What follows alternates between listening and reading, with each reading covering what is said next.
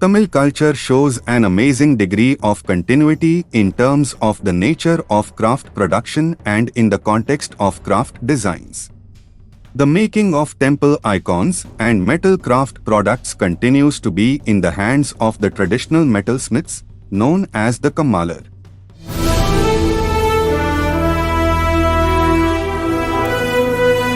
Kammalars are one of the artisan communities of South India who predominantly live in Tamil Nadu, Kerala, and Sri Lanka. The Kammalars were made up of 5 occupational groups: blacksmiths, carpenters, goldsmiths, brassmiths, and sculptors.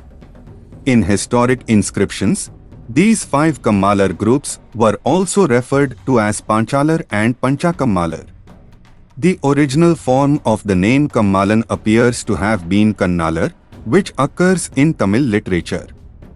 Kannalar denotes one who rules the eye or one who gives the eye.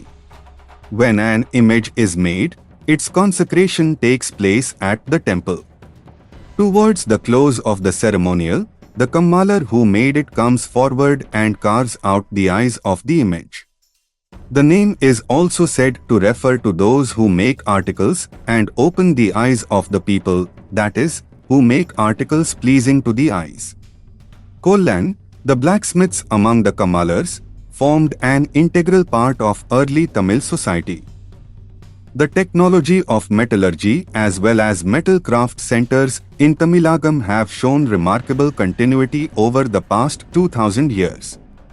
Tamil classical literature indicates the existence of different varieties of iron, wrought iron, steel, cast iron, and weapons made of steel, the eleyloo. It also abounds with reference to the blacksmith forge, the smelting operation, and his importance in the ancient war-loving Tamil society. Chola, the iron maker, Karunkai Chola, the skilled worker in iron, Ulai, the furnace, Vishaturukti, the pedal bellows, Kuruki, the blowpipe, and Kuradu, the tongs are mentioned in the classical Tamil literature. Purananuru states that it is the duty of the blacksmith to manufacture the darts for the gallant soldiers. The blacksmith's forge and his instruments are aptly referred to in Sangam literature in different contexts. The word in the Tamil language for steel, eleyloo, is synonymous with spear and sword, thus indicating the production of steel. The historical and literary studies showed that the iron industry flourished in ancient Tamilnadu, as did the export of steel. The Roman texts refer to the import of steel from the Chola country, especially woods from Tamilnadu. The famed South Indian steel was the most sought-after product in Roman Egypt and other countries in the Middle East.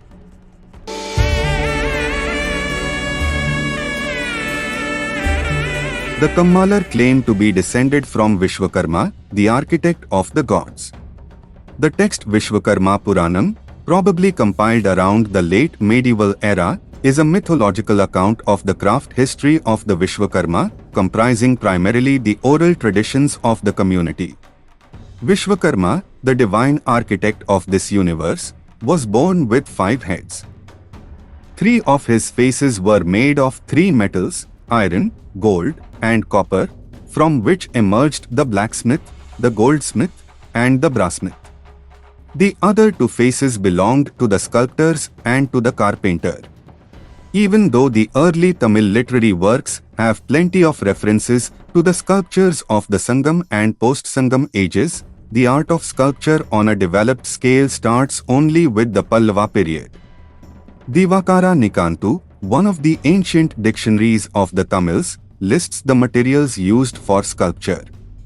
The sculpture of the medieval Cholas is only a continuation of the Pallavas and the early Pandyas, but they developed certain distinct stylistic characteristics.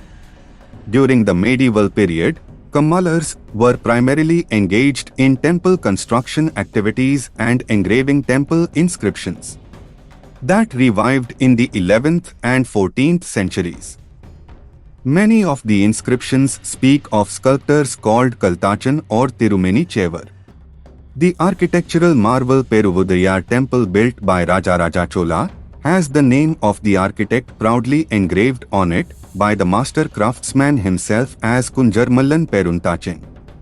People involved in the engraving of inscriptions and the images of gods in the temple building are Porkoyal Asari.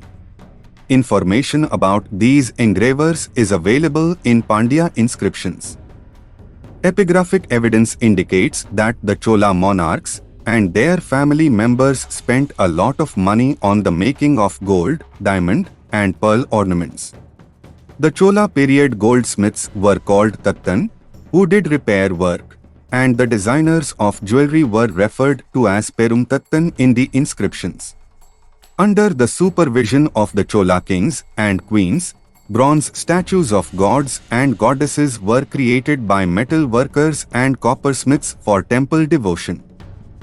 Art historians refer to these sculptures as Chola bronzes. Each Chola bronze is one of a kind, handcrafted, and made using the lost wax method. Since the time of medieval Chola, Sthapatis of the Vishwakarma community, the architects of the temple, have emerged as a distinct class of craftsmen. These Sthapatis, who settled around Tanjavur, have been producing bronze icons that are spread all around the world.